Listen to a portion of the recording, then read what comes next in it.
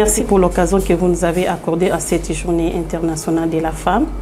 Moi, c'est Madame Eugénie Tchila Chiloé. Je suis la responsable de l'établissement Blaise Santé, dont Blaise Santé a été créé le 8 mars 2016. Comme cela, c'est aussi une journée de la femme et je pense que l'anniversaire aussi de Blaise Santé, c'est le 8 mars 2016. Oui, pour le début de la société Blaise Santé, cela n'a pas été facile pour nous. Parce que d'abord, j'ai eu à travailler pendant plus de 3 ans dans l'informel.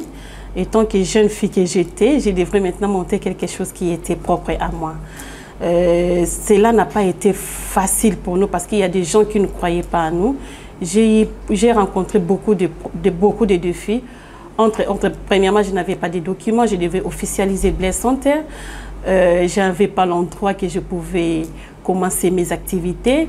Il y a même le membre de nos familles. Vous savez ce qui s'est passé ici chez nous en Afrique. Les gens ne croient pas à la vision d'une femme. J'ai rencontré des membres de ma famille qui n'ont pas crié à moi, mais sauf que j'ai les encouragements de ma mère ainsi que les encouragements de mon mari qui étaient là, qui m'ont soutenu dans la vision que j'avais. Je leur avais présenté ma vision. Je me suis dit non, je dois créer une entreprise qui va commencer à faire ceci, cela. Ils m'ont dit pourquoi ne pas le faire. Bon, au début de mes activités, comme je n'avais pas de local, il y avait un ami là que j'ai essayé un peu de solliciter si je peux partager son bureau. Et à 2 fois, je me rappelle quand il y a des clients qui venaient me rencontrer, je disais souvent à mon ami, est-ce que tu ne peux pas me céder ton bureau? Je dois rencontrer les gens pour négocier avec eux sur un marché quelconque. Mais il y avait plusieurs défis parce qu'à l'époque, les gens me disaient, est-ce que pour travailler avec toi, tu dois avoir 2 ans ou plus de 3 ans d'expérience? Une entreprise qui venait à peine même d'être créée. Comment je peux avoir 2 ans d'emblée?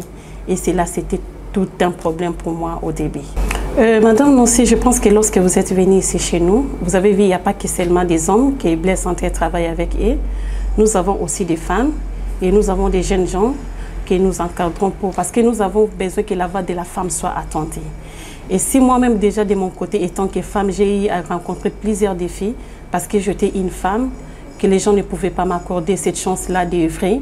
Mais pourquoi moi aussi je dois faire le même? Parce que j'ai besoin que la voix de la femme s'élève.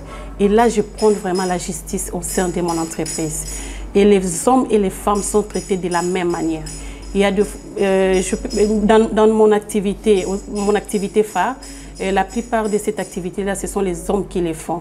Mais j'ai des femmes auxquelles je suis en train aussi de former pour qu'ils soient capables de le faire aussi. Oui, bien sûr, il y a la justice qui règne au sein de mon entreprise et la femme est valorisée. Oui, ça ne peut pas manquer. Et surtout que nous sommes dans un pays auquel on croit à la femme difficilement. La femme commence maintenant à élever sa voix petit à petit, on commence à nous faire confiance. Moi je peux parler même de la discrimination.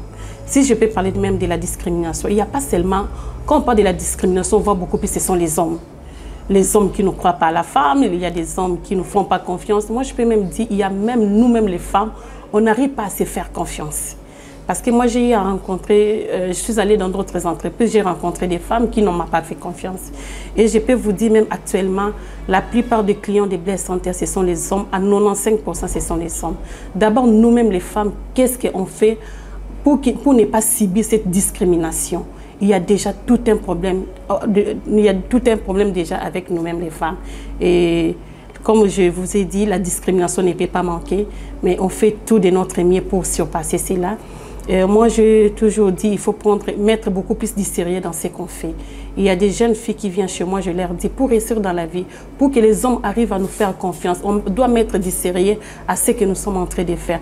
Et tant que femme, qu'est-ce que je fais pour convaincre les hommes à m'accepter?